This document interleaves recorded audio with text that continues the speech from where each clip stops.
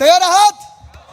ठीक आहे. मग आता विचारतो मी, जर आपल्या मुंबई महानगरपालिकेच्या BMC एस्टेट प्रॉपर्टीवर गिरणी कामगार, पोलीस कर्मचारी, शासकीय कर्मचारी, महानगरपालिकेच्या कर्मचाऱ्यांसाठी तुम्हाला परवडणारी घरं बांधायची असतील तर तुम्ही कोणाला मतदान करणार? जर आपल्या मुंबईमध्ये जसं उद्धव साहेबांनी 500 स्क्वेअर फुटापर्यंतचा प्रॉपर्टी टॅक्स माफ केला, 700 स्क्वेअर फुटापर्यंत माफ करून घ्यायचं असेल तर तुम्ही कोणाला मतदान करणार? आपल्या मुंबई महानगरपालिकेच्या माध्यमातून 100 युनिटपर्यंत वीज मोफत पाहिजे असेल तर तुम्ही कोणाला मतदान करणार? आपल्या BSTच्या बस ह्या 10,000 पर्यंत न्यायच्या असतील तर तुम्ही कोणाला मतदान करणार? मोफत बस महिलांसाठी सुरू करायची असेल तर तुम्ही कोणाला मतदान करणार? बसचं भाडं रद्द करायचं असेल तर तुम्ही कोणाला मतदान करणार? भाडेवाढ रद्द करायची असेल तर कोणाला मतदान करणार? महामानव डॉक्टर बाबासाहेब आंबेडकरांच्या नावाने जर तुम्हाला सर्वात मोठी लायब्ररी बांधायची असेल तर तुम्ही कोणाला मतदान करणार? लहान मुलांसाठी पाळणा घरं बांधायची असतील तर कोणाला मतदान करणार? मुंबईत चांगले रस्ते पाहिजे असतील तर कोणाला मतदान करणार? मुंबईत शुद्ध पाणीसाठी डिसॅलिनेशनचा प्लांट बनवायचा असेल तर कोणाला मतदान करणार? मोकळी मैदानाचं मोकळीच ठेवायची असतील आणि बिल्डरांच्या घशात नसतील टाकायची तर कोणाला मतदान करणार? जर आज आपल्याला ह्या मुंबईमध्ये चांगलं कॅन्सरचं हॉस्पिटल बांधायचं असेल तर तुम्ही कोणाला मतदान करणार? जे हॉस्पिटल भाजपला प्रायव्हेटाईज करायचे आहेत ते प्रायव्हेटाईज करून येतं 5 अजून मेडिकल कॉलेजेस बनवायचे असतील तर तुम्ही कोणाला मतदान करणार? महानगरपालिकेमध्ये जशा आपल्या 10वी पर्यंत शाळा आहेत, 12वी पर्यंत ज्युनियर कॉलेज करून घ्यायचं असेल तर तुम्ही कोणाला मतदान करणार? घरकाम करणाऱ्या महिलांसाठी नोंदणीकृत करून 1,500 रुपये सन्मान निधी म्हणून आपल्याला द्यायचं असेल तर तुम्ही कोणाला मतदान करणार? कोळी महिन्याला सन्मान निधी द्यायचा असेल तर तुम्ही कोणाला मतदान करणार? ही मुंबई जर वाचवायची असेल तर तुम्ही कोणाला मतदान करणार? तुमची ओळख जर जातपात धर्मपंथ न पाहता जर मुंबईकर असेल तर तुम्ही कोणाला मतदान करणार? जर तुम्हाला राजसाहेबांना मतदान करायचं असेल तर तुम्ही कोणाला मतदान करणार? जर तुम्हाला उद्धव बाळासाहेब ठाकरेंना मतदान करायचं असेल तर तुम्ही कोणाला मतदान करणार? जर तुम्हाला आपल्या मुंबईला जिंकवायचं असेल आणि दिल्ली समोर ताठ मानेने उभे करायचं असेल तुम्ही कोणाला मतदान करणार? वंदनीय हिंदू सम्राट बाळासाहेब ठाकरेंना मतदान करायचं असेल तर तुम्ही कोणाला मतदान करणार? पवार साहेबांना मतदान करायचं असेल तर तुम्ही कोणाला मतदान करणार?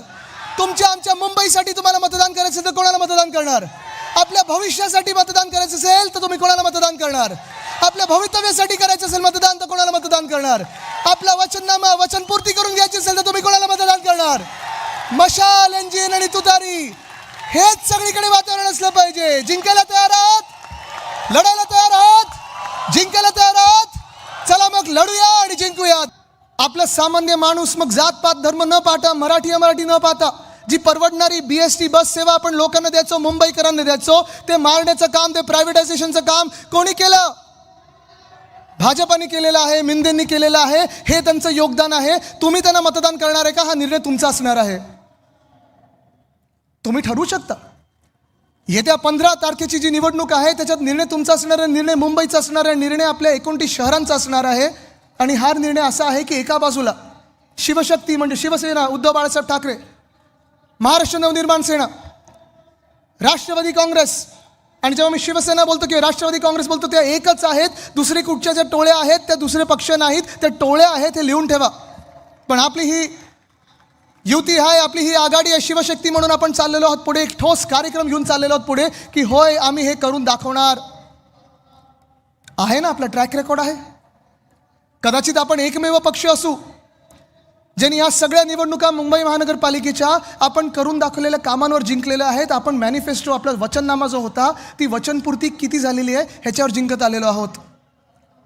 मनसेचं जर पण पाहिलं तर राजसाहेब जेव्हा जेव्हा भाषण करतात आणि नाशिकचा उल्लेख येतो मला त्यांच्या डोळ्यामध्ये ते एक प्रेम दिसतं, ती एक भावना दिसते की 2012 पासून 2017 पर्यंत नाशिकचा जो काही विकास झाला तो त्यांनी लक्ष घालून केलेला आहे, प्रेमाने केलेला आहे, अभिमानाने केलेला आहे. असे हे दोन बंधू एकत्र येत आहेत. पण दुसऱ्या बाजूला जी भाजप आहे, गेल्या 2-3 वर्षामध्ये आपण पाहिलेले लूट लूट लूट, भ्रष्टाचार भ्रष्टाचार भ्रष्टाचार, अमुक बोला तमुक बोला. परवाकडे माझा एक तो व्हिडिओ खूप व्हायरल झाला. आज पण मला लोक बोलत होती की तुम्ही परत त्यांच्यासारखं बोलणार का? मी बोललो कदाचित नसेनचा प्रॉब्लेम होईल, पण प्रयत्न करूया. कारण ते आवाज सगळीकडे घुमणार आहे तुमच्या व्हॉट्सॲपवर. एकच विषय घेतात कुठे गेलो की आमची मुंबईमध्ये सत्ता येणार आणि सत्ता आल्यानंतर अध्यक्ष महोदय, मोदी साहेब, आम्ही इथून बांगलादेशाला काढणार, ये जलवा है मेरा, मैं आऊंगा. काय चाललंय हो? कशासाठी हे सगळं? मुख्यमंत्री महोदय, तुम्ही मुख्यमंत्री 7 वर्ष ह्या राज्याचे आहात, हे विसरू नका. तुम्ही या महाराष्ट्राचे गृहमंत्री, गेल्या 12 वर्षामधून 10 वर्ष तुमच्याच हातात गृह खातं राहिलेलं आहे. हे कर्तव्य बांगलादेशांना ओळखणं आणि काढण्याचं हे 10 वर्ष तुमच्या हातात होतं. ही जिम्मेदारी, ही जबाबदारी ही तुमच्या हातात होती. जर तुम्ही तिथे चुकला असाल तर सरळ सरळ येऊन सांगा, आम्ही चुकलो, अजूनही आम्हाला बांगलादेशी सापडलेले नाहीत आणि ही निवडणूक त्याच्याबद्दल नाहीच आहे. किंवा असंही असू शकतं की मुख्यमंत्री महोदय प्रधानमंत्री महोदयांवर टीका करतात, ज्यांची सत्ता बहुमत दिल्लीमध्ये 12 वर्ष आहे. कारण बांगलादेशानं ओळखण्याचं काम, बांगलादेशाने इथून काढण्याचं काम हे केंद्र सरकारचं आहे आणि राज्य सरकारचं आहे. पण मी तुम्हाला पुन्हा एकदा आठवण करून देतो, या खोट्या आश्वासनावर जाऊ नका, त्यांच्या फेल्युअरवर जाऊ नका. कारण ही निवडणूक आहे तुमच्या गल्लीची आहे, आपल्या BST बसची आहे, आपल्या पाणीची आहे, वॉटर गटर मीटर ह्याची आहे, मुंबई महानगरपालिकेची निवडणूक आहे. आणि मुंबई महानगरपालिकेचं जेव्हा आपण बोलतो तेव्हा आपण करून दाखवलेली कामं आहेत ती सगळी तुमच्या डोळ्यासमोर आहेत. अनेकदा मला प्रश्न विचारलेला आहे की भाजपवाले म्हणतायत आदित्य की तुम्ही काहीच नाही केलं तुमच्या 25 वर्षाच्या काळामध्ये. इथे सगळे जे महापौर बसलेले आहेत, जे उपमहापौर होते, जे नगरसेवक होते, त्यांना विचारा काय, किंवा मला विचारा, कधीही मला तुम्ही विचारलं, झोपेतून उठवलं तरी विचारलं की 25 वर्षात तुम्ही काय केलं, तर मी तुम्हाला सांगू शकतो की आपण काय काय केलं ह्या मुंबईमध्ये. होय, अभिमानाने सांगू शकतो. गेल्या 25 वर्षामध्ये 1997 जेव्हा पहिली आपली सत्ता आली मुंबई महानगरपालिकेमध्ये, 600 कोटीची तूट होती. कुठेही छुपा कर न लावता, कुठेही टोल न लावता, कुठेही छुपा कर वाढवता आपण ह्या मुंबईमध्ये ती तूट भरून काढली आणि 92,000 कोटीच्या ठेवी निर्माण केल्या. हे आपलं आर्थिक नियोजन आहे, हे आपण हिशोब देणारं काम करतो आणि ही आपल्या मुंबईवर जोपासण्याची जी एक प्रथा चालवलेली आहे ती आपण आत्तापर्यंत परंपरा पाळत आलेलो आहोत. पण मग तुम्ही विचाराल, मग ठेवींचं काय केलं? ह्या ठेवी ज्या होत्या त्या प्रत्येक आपल्या अर्थसंकल्पामध्ये प्रत्येक वर्षी आपण त्याचा हिशोब दिला आहे, पैशाचा हिशोब दिलेला आहे आणि या ठेवी आपण मुंबईकरांच्यासाठी वापरलेल्या आहेत. जातपात धर्म भाषा प्रांत न पाहता जो कोणी मुंबईकर असेल त्याची सेवा करण्यासाठी वापरलेलं आहे. होय, मी अभिमानाने सांगतो की आपण ते काम करून दाखवलेलं आहे. 3 गोष्टी आहेत महत्त्वाच्या इथे. एक म्हणजे आरोग्य सेवा. आज पण मी दावा करून सांगतो, चॅलेंज देतो मुख्यमंत्र्यांना, ते 3,000 रुपये देणार आहेत. काम दाखवणे 3,000 रुपये बोलतायत. मला 3,000 रुपये नको. तुम्ही ज्या लाडक्या बहिणींना 2100 सांगितले ना, पहिले ते 2100 द्या, मग 3,000 रुपयाची बोलणी करा. चला, मी तुम्हाला 6,000 रुपये देतो, तुम्ही चला माझ्याबरोबर कोस्टल रोडला मुख्यमंत्री महोदय. पण आपल्या मुंबईमध्ये जी आरोग्य सेवा आहे, जगात कुठेही नसेल असं आपली महानगरपालिका आहे. आपल्या महानगरपालिकेचं काम किंवा कुठच्याही महानगरपालिकेचं काम, पहिलं कर्तव्य जे असतं ते प्राथमिक आरोग्य केंद्र, प्रायमरी हेल्थ केअर सेंटर असतं.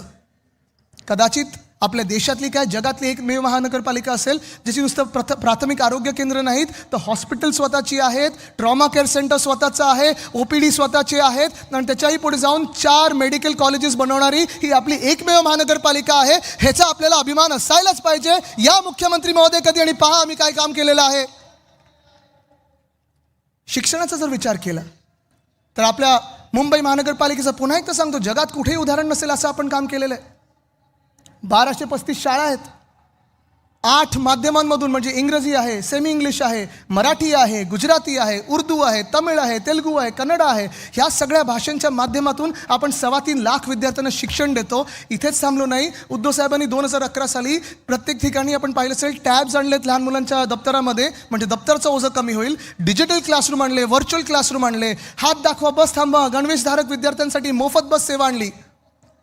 आणि इथेच थांबलो नाही तर देशात कुठेही नसेल आपल्या आणि जगात कुठेही नसेल तसं मराठी अनिवार्य तर केलंच, पण SEC बोर्डसोबत आपण IGCSE बोर्ड आणला, IB बोर्ड आणला, जे जागतिक बोर्ड्स आहेत, CBSE बोर्ड आणला, ICSE बोर्ड आणला. मला अभिमान ह्या गोष्टीचा आहे की ज्या शाळा बंद पडत चाललेल्या, ज्या शाळांमध्ये गळती लागलेली, आपण हे सगळं मुंबई पब्लिक स्कूल म्हणून हे ब्रँडिंग केल्यानंतर आणि चांगल्या शाळा, दर्जेदार शाळा दिल्यानंतर 4,000 सीट्ससाठी 10,000 ॲप्लिकेशन झाले 2021 साली. मला लोकांनी फोन केले की आम्हाला पत्र द्या तुमचं.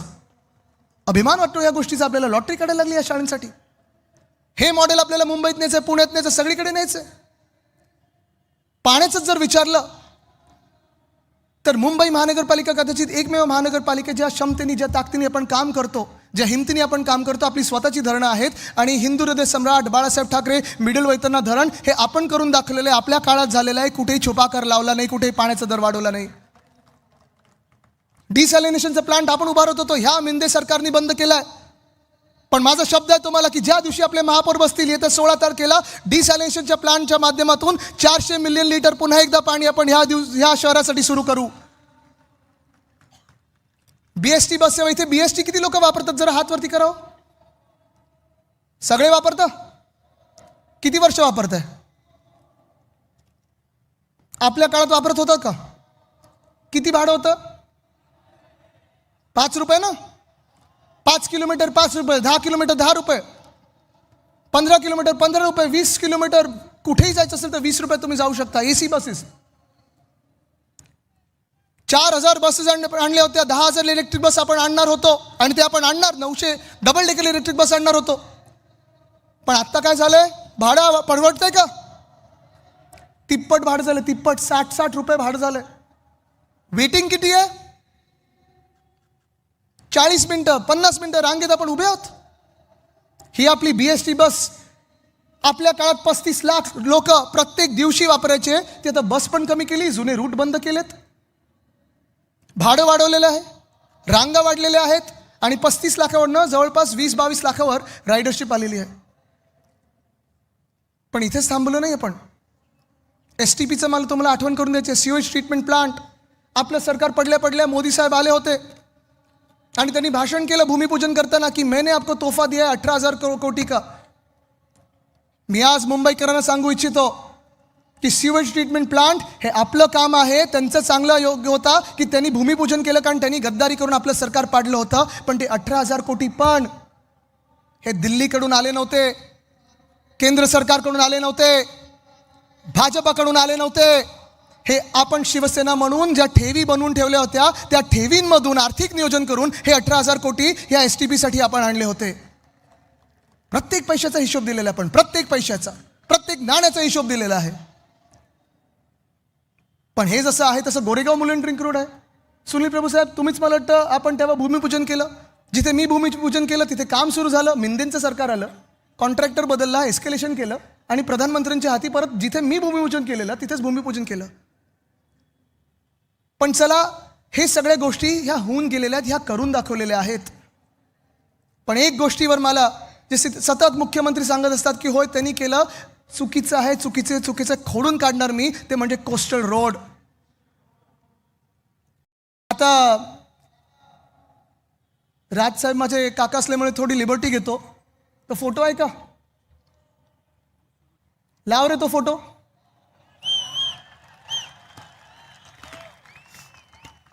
हे जिओ टेक्निकल सर्वेचं काम आहे. फडणवीस साहेब दिसतात का कुठे?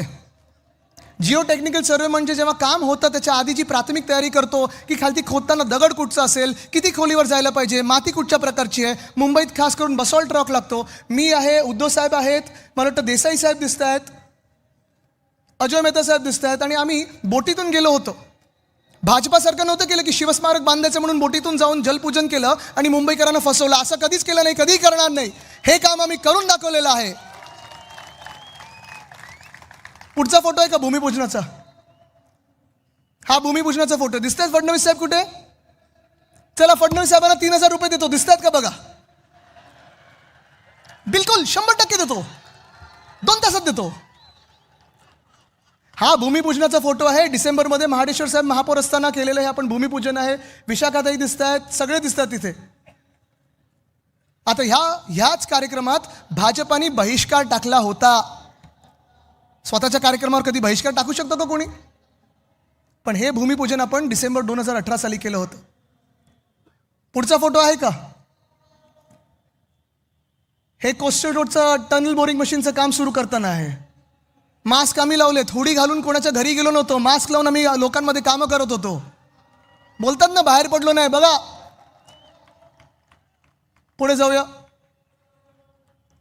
हे टनलचं काम सुरू करताना अश्विनी भिडे जी आहेत, ज्या अधिकारी आहेत त्या आता CMO मध्ये, आमच्या वेळी BMC मध्ये होते, चांगलं काम करणारे अधिकारी आहेत, त्यांच्या हस्ते उद्धव साहेबांनी ते बटन दाबून घेतलं. पुढे जाऊया. आणि हे ते टनल बोरिंग मशीन, ज्याचा आपल्याला अभिमान असायला पाहिजे की आपल्या काळात आपण हे आणलेलं टनल बोरिंग मशीन आहे. आणि ह्याचं नाव मी मावळा दिलं होतं. मावळा, छत्रपती शिवरायांचा मावळा. जसं त्यांनी सह्याद्रीमध्ये काम केलं तसं आपल्या ह्या टनलिंगमध्ये ह्यांनी काम केलेलं आहे. पण ही सगळी कामं जी आहेत ही आपण अभिमानाने केलेली आहेत आणि ही सगळी कामं छाती ठोकपणे हे सगळे आपले उमेदवार जेव्हा घरोघरी जात आहेत तेव्हा सांगत आहेत की होय आम्ही करून दाखवलं. ही निवडणूक मुंबईची अस्मितेची जरी असली, ही निवडणूक आपल्या अस्तित्वाची जरी असली, जसं मी सांगतो सातत्याने की होय आपण लढा देत आहोत, कोणाच्या विरुद्ध नाही आहोत आपण, पण निश्चितपणे जी भाजपची वृत्ती आहे, जी महाराष्ट्र विरोधी वृत्ती आहे, जी महाराष्ट्र द्वेष्टी वृत्ती आहे भाजपची, परवा जे अन्नमलई आले, मी अन्नमलईनं सांगतो की अन्नमलई इथे आमच्याकडे खूप देशातल्या प्रत्येक राज्यातून येऊन इथे राहिलेले मुंबईकर आहेत, आम्ही त्यांना मुंबई म्हणून ओळखतो, मुंबईकर म्हणून ओळखतो. तुम्ही अन्नमलईजी स्वतःचा जो मतदारसंघ ना तिथे पहा, तुम्ही तुमचं डिपॉझिट स्वतःचं गेलेलं आहे आणि तुम्ही आम्हाला इथे येऊन सांगता मुंबई काय आणि मुंबई कोण आहे. पण ह्या सगळ्या कॅरेक्टरांकडे लक्ष देण्याची गरज नाही आपल्याला. कोविडच्या काळात अख्ख्या देशाने पाहिलेलं आहे की आपण मुंबई कशी हाताळली, महाराष्ट्र कसं हाताळलं. आज ही वेळ आलेली आहे की प्रचार संपायला 2 दिवस आहेत. मी आज तुम्हाला विचारतो, तुम्ही निर्णय केलाय का? मतदान किती तारखेला आहे? काय मार्च, मे, फेब्रुवारी, जानेवारी नक्की ना? आता ह्या 2 दिवसांमध्ये तुम्हाला पुन्हा एकदा घरोघरी जायचं आणि तुमचा निर्णय ठरला असेल तर मी जो तुम्हाला प्रश्न विचारणार आहे त्याचं तुम्ही उत्तर मला नंतर द्यायचं. पण एक शेवटचा मुद्दा तुम्हाला महत्त्वाचा सांगायचा आहे. जे आपण सातत्याने बोलतो की आपला टक्का, मराठी टक्का हा टिकला पाहिजे.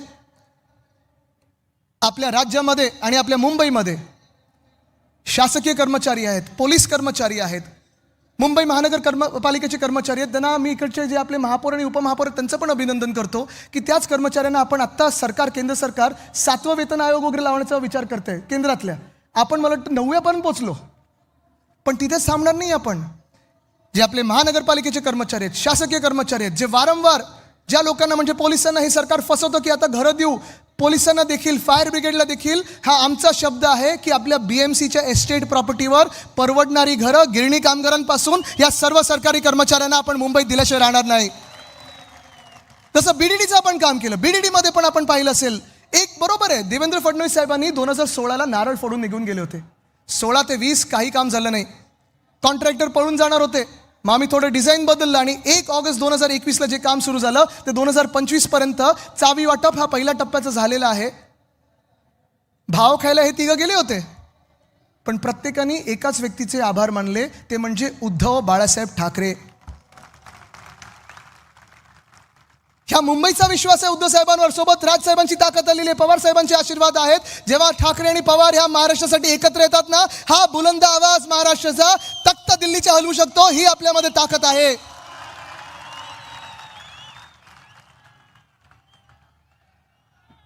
आज मी तुम्हाला विचारणार आहे, जर तुमचा निर्णय झाला असेल कोणाला मतदान करायचं तर तुम्ही ते चिन्ह मला उत्तर देऊन सांगायचं आहे.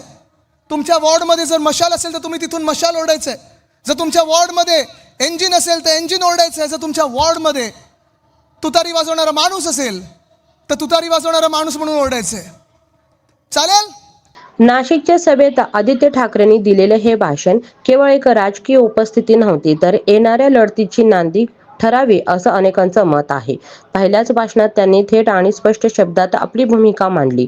तू माझ्यावर उपकार केले नाहीस. हा वाक्यप्रचार केवळ संवादापुरता मर्यादित नव्हता, तर तो सत्ताधाऱ्यांना दिलेला स्पष्ट इशारा होता. विकास हा कुणाचा उपकार नसून जनतेचा हक्क आहे, हे त्यांनी ठासून सांगितलं. भाषणात आदित्य ठाकरेंनी नाशिकच्या प्रश्नांना थेट हात घेतला. रोजगार, पाणी, शहराचा विकास आणि तरुणांची संधी, भावनिक मुद्द्यापेक्षा ठोस अपेक्षा आणि भविष्याची दिशा त्यांनी मांडली. त्यामुळे उपस्थित कार्यकर्त्यांमध्ये उत्साह संचारला. भाषणात आक्रमकता होती, पण ती संतुलित नव्हती. आरोप होते आणि त्यामागे मुद्देसूद मांडणी होती. राजकीय विश्लेषकांच्या मते हे भाषण नाशिकसाठी निर्णायक ठरू शकतं, कारण आदित्य ठाकरेंनी केवळ विरोध केला नाही, तर आम्ही काय देऊ शकतो याचं चित्रही स्पष्ट केलं. सोशल मीडियावर भाषणाचे क्लिप्स वेगाने व्हायरल होत असून समर्थकांकडून याला मोठा प्रतिसाद मिळतोय. आता प्रश्न असा उरतो, हे पहिलंच भाषण आदित्य ठाकरेंनी गटासाठी नाशिक जिंकून देणार ठरेल की हा केवळ सुरुवातीचा उत्साह आहे? तुमचं मत काय आहे?